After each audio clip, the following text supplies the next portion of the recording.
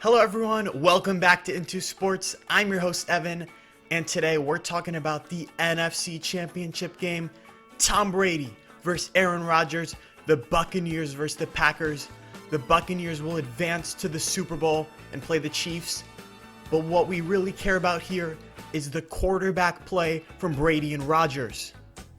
So I think the reaction to this game in terms of the quarterbacks is going to be just like politics. So in politics, something in the world will happen. One side will say that that event justifies their opinion, and the other side will say that it justifies their opinion. So if you're in the Brady camp, you're going to say after this game, well, he has the winning gene. He has the clutch factor. But if you're in the Rodgers camp, you're going to say, well, he played better, but the team still lost. The only reason he doesn't have 6 Super Bowls like Tom Brady is because of his surroundings. But the truth is somewhere in between. Because Aaron Rodgers was better than Tom Brady in that game. Whether you believe my scouting eyes, which I would if I were you, or you believe Pro Football Focus grading every player, every play, or whether you just want to take 12 seconds, look on the internet and see Rodgers had better counting stats than Brady. Brady was very good, but Rodgers was great. Now, Brady's team as a whole was better than Rodgers. O-line, D-line, receiving core, secondary, linebacking core, coaching staff. The Buccaneers sans Brady are a much better football team than the Packers sans Rodgers. But there is absolutely something to be said for Brady having some sort of special leadership, calming presence, ability to rally the troops, or just some kind of winning gene. Not exactly sure what it is, but there's something to be said for having some kind of factor there.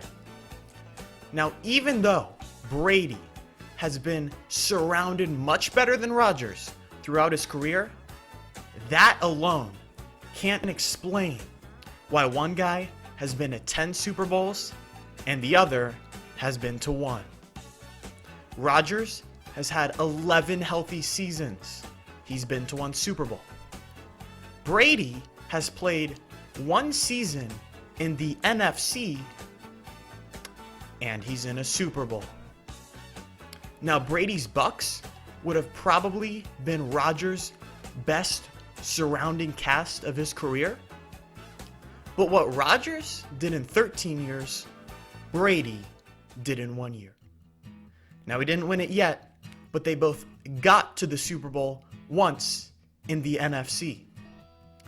And I don't think Brady is a much better quarterback than Rodgers. I actually think Rodgers is a better quarterback throughout his career. Now, this offseason, I'll go through and watch the film over the last decade to determine who actually is the better quarterback over the last decade. But Tom Brady absolutely has some sort of special, secret winning quality, because that's the only thing that could possibly explain this big of a discrepancy in team results. So both guys are obviously all-time greats, but how do they rank currently among quarterbacks? Aaron Rodgers, we know he's one of the 2 best quarterbacks in the sport right now. But what about the guy he lost to?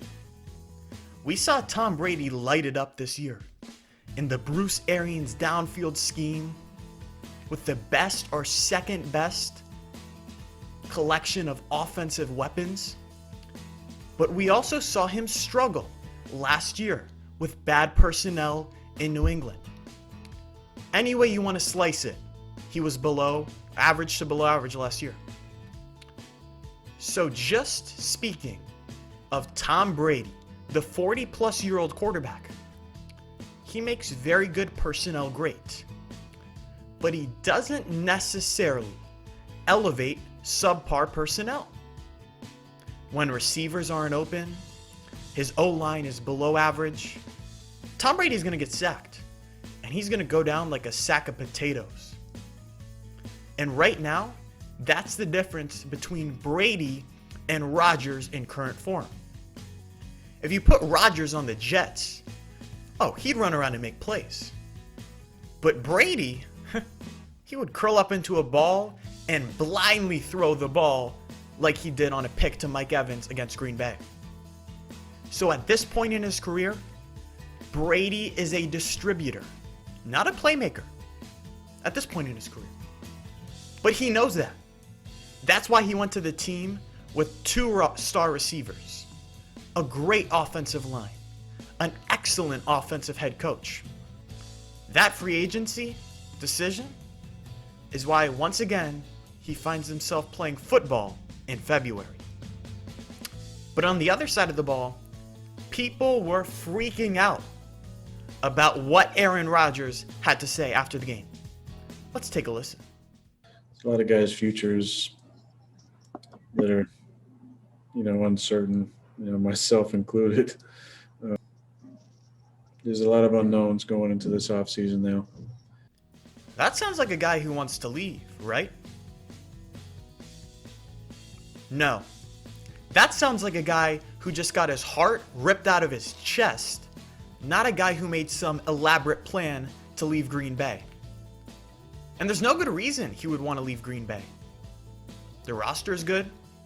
I know it's not all great around him, but the team did just make the NFC Championship game the last 2 years. It's not like they're not making the playoffs like the Lions and Matt Stafford. And there's no reason for him to feel threatened by Jordan Love. Yeah, they took him in the first round and they traded up. But he didn't play a single offensive snap. And not only that, but he was literally not even active for a single game this year. He's the 3rd string quarterback on his own team. Aaron Rodgers is this top 2 quarterback in the whole league. There is no reason for Aaron Rodgers to feel threatened. He isn't going anywhere anytime soon.